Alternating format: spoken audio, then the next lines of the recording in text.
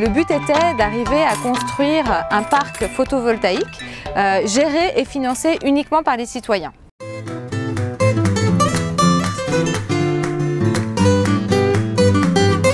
Aujourd'hui, on montre que l'énergie du collectif permet de pouvoir se réapproprier son énergie. Mais en fait, ce qui a été la jeunesse de ce projet, c'était la lutte contre le gaz de schiste. Et à la fin, ils ont obtenu gain de cause et en fait, ils se sont retrouvés à se dire mais en fait, au lieu de lutter contre, on aimerait proposer quelque chose pour.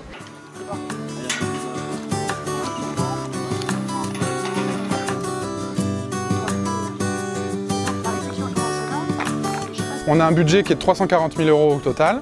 On a exactement la moitié qui est apportée directement par des sociétaires individuels, vous et moi, dans le village, autour, un petit peu dans notre famille, etc. 170 000 €. Ensuite, on a 100 000 € de la région, c'est énorme. C'est grâce à eux qu'on a pu démarrer ce projet, qu'on a pu acquérir la légitimité qu'on a acquise aujourd'hui.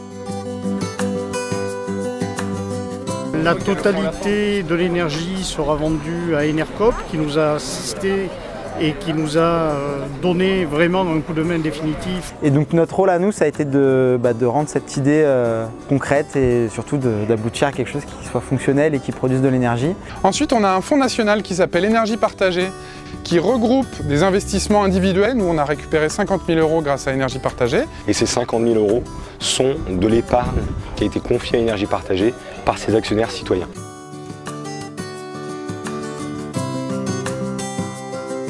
Alors c'est plus qu'une façon d'investir son épargne, effectivement on investit son épargne mais c'est aussi une manière de leur donner du sens.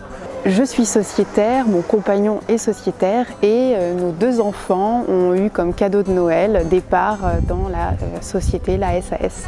Moi je trouve qu'en tant que parents, il faut qu'on les sensibilise et là au moins ils sont sensibilisés dès le plus jeune âge à la mise en œuvre, les énergies renouvelables mais aussi comment s'impliquer dans un projet.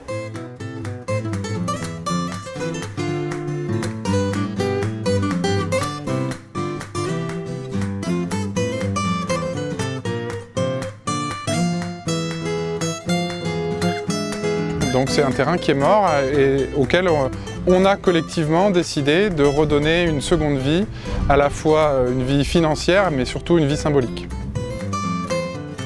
La sélection de tout ce qui a été fait sur le parc a été pensée pour son démantèlement.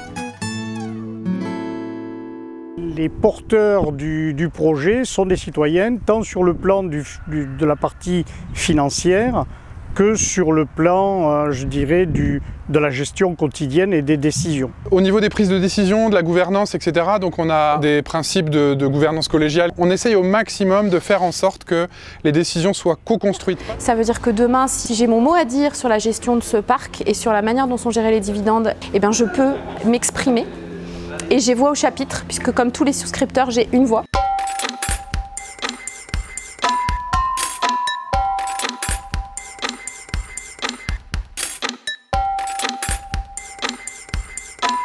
Et c'est peut-être sur ce projet-là qu'on aura eu le plus d'impact dans nos vies ces quelques dernières années parce que, encore une fois, in fine, il y a quelque chose qui sort de tout ça.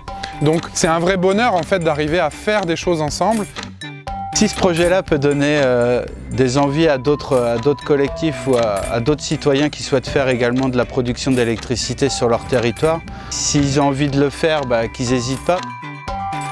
Et on a comme objectif effectivement de construire un parc photovoltaïque autogéré par les citoyens sur une ancienne décharge. Pour lancer un projet citoyen d'énergie renouvelable, en fait il suffit juste d'être quelques motivés, d'aller taper à la porte de la collectivité, voir s'il n'y a pas un gisement, un terrain, une toiture à valoriser.